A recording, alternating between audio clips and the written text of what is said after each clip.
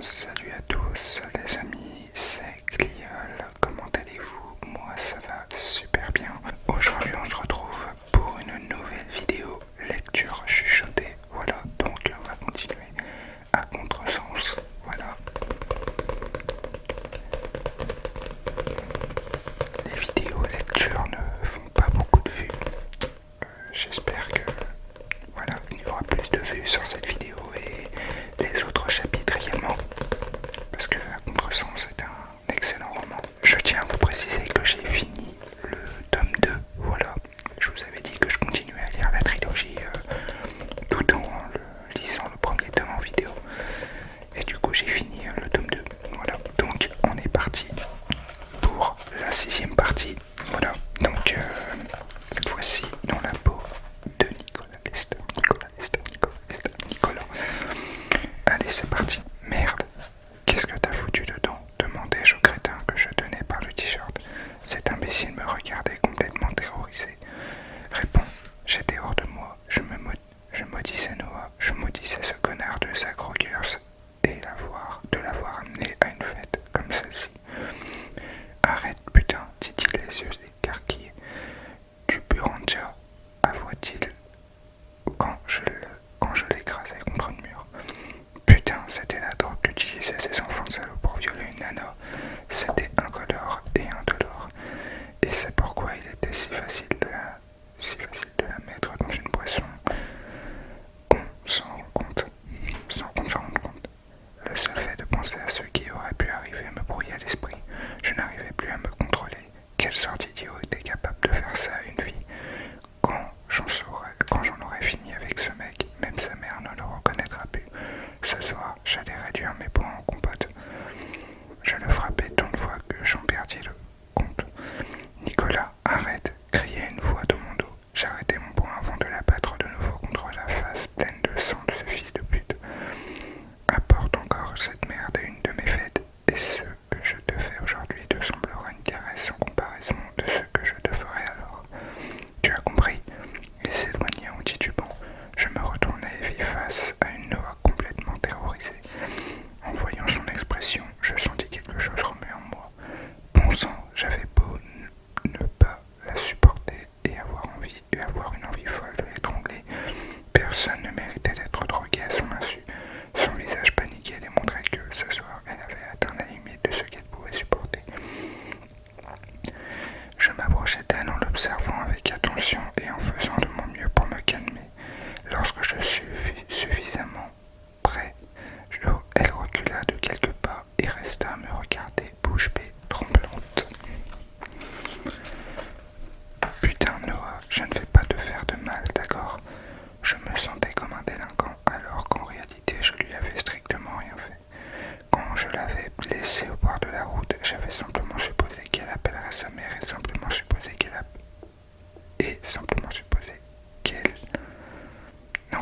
rentrerait chez nous avec nos parents. Je ne pouvais pas imaginer qu'elle montrerait dans la voiture du premier crétin venu et qu'elle viendrait directement à la fête la moins appropriée pour une fille comme elle. Qu'est-ce qu'il m'a donné? Me demanda-t-elle en m'observant, comme si j'étais le diable en personne. Je soupirais tout en essayant de m'éclaircir des idées. Mon père venait de m'appeler pour me demander où était passé Noah.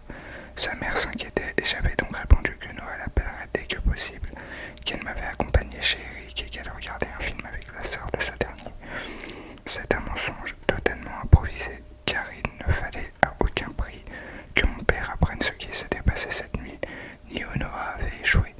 Il m'avait déjà tiré de suffisamment de situations difficiles.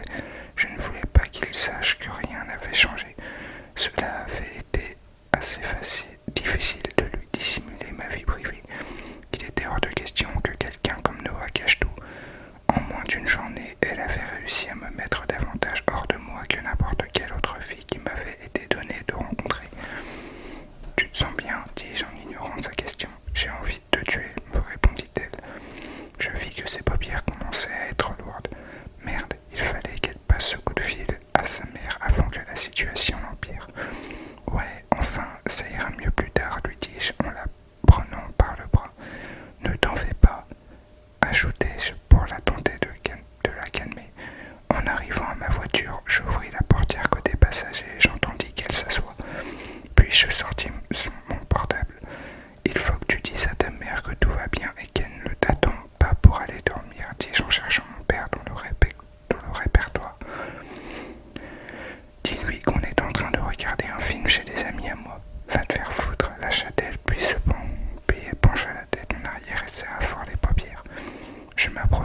Je lui pris le visage dans une seule main. Elle ouvrit les yeux et me regarda avec tant de haine que j'eus envie de foutre des coups de pied dans le mur. Appelle ou ça ira très mal, ordonnai-je tout en pensant à la colère de mon père s'il apprenait ce qui s'était passé cette nuit, sans parler de la mère de Noah. Que comptes-tu faire? Ses pupilles étaient de plus en plus dilatées. M'abandonner ici pour que je me fasse violer? Attends, ça tu l'as déjà fait, ajouta-t-elle d'un ton ironique. D'accord, je l'avais bien mérité, mais on n'avait pas le temps. J'appelle, tu as intérêt à dire ce que je t'ai demandé. Je lui collai le téléphone contre l'oreille. Quelques secondes plus tard, on entendit la voix de Raphaëlla à l'autre bout de la ligne. Noah, tout va bien? Noah me regarda. Oui, répondit-elle à mon grand soulagement. On est en train de regarder un film, on arrivera un peu tard, ajouta-t-elle tandis que son regard se fixait sur le plafond de la voiture.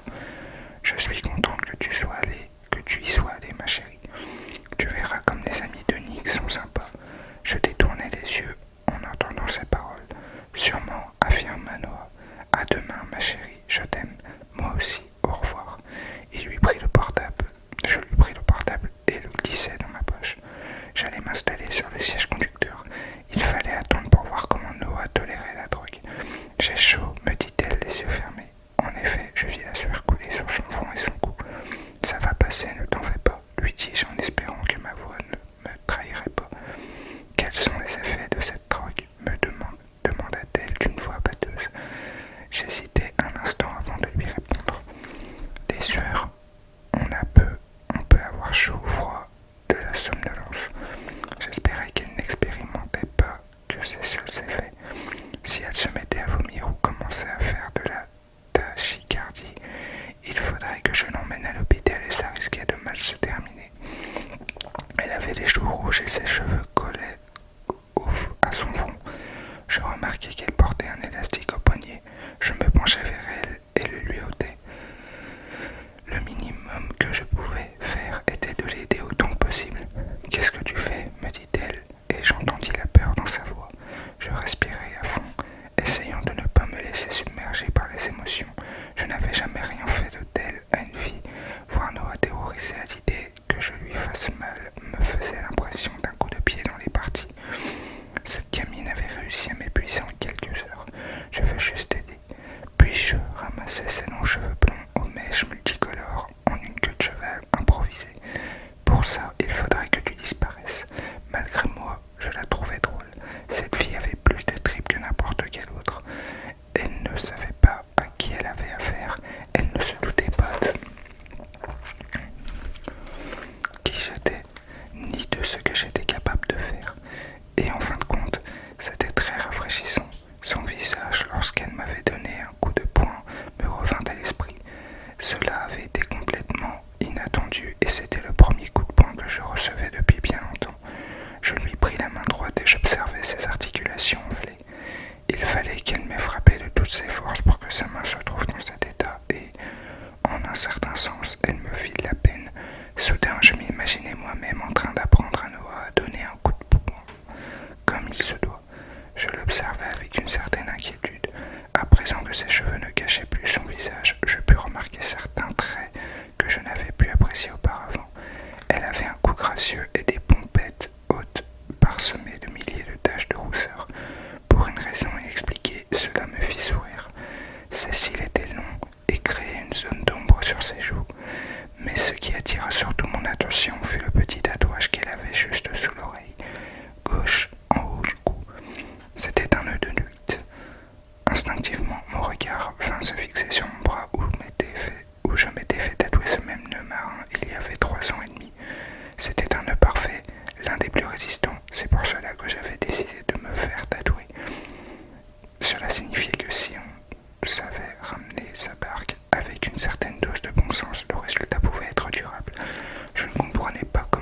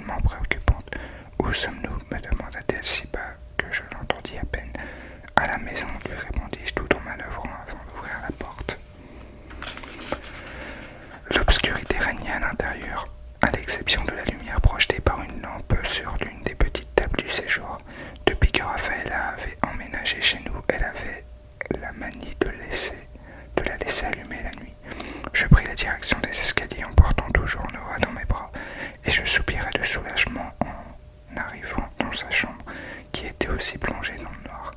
Ses bras se retirent autour de mon cou et m'agrippèrent avec plus de force. Ça me surprit qu'elle soit encore consciente. Je m'approchai de son lit pour l'y déposer afin qu'elle soit plus à l'aise. Non, dit-elle d'une voix effrayée. Ne crains rien, lui dis-je à mon tour, stupéfait de la force avec laquelle elle s'agrippait à moi. Ne me laisse pas seule. J'ai peur. Je notai la panique dans sa voix et sa requête m'étonna car j'étais sûr de la cause de sa peur. Il n'y avait donc pas de logique à ce qu'elle veuille rester avec moi. Tu es dans ta chambre, fis-je doucement en m'asseyant sur le lit, Noah sur mes genoux. C'était tellement bizarre. Alors elle ouvrit les yeux et me regarda, terrorisée. La lumière, me dit-elle d'une voix pâteuse, comme si prononcer ces paroles était une question vitale. Je la regardai étonnée. Il n'y avait aucune lumière allumée. Allume-la. Elle m'avait presque supplié. Je l'observai quelques secondes et je compris que ce n'était pas de moi qu'elle avait peur, ni de la drogue qui l'empêchait de bouger. Elle avait peur du noir. Je m'inclinai pour allumer sa lampe de chevet. Son corps se détendit sur le champ. Je fronçai les sourcils. Pourquoi cette fille était-elle aussi compliquée? Je me redressai et l'installai sur les oreilles. Je l'observai quelques instants, m'assurant qu'elle respirait normalement. C'était bien le cas et je remerciai le ciel qu'elle soit aussi forte.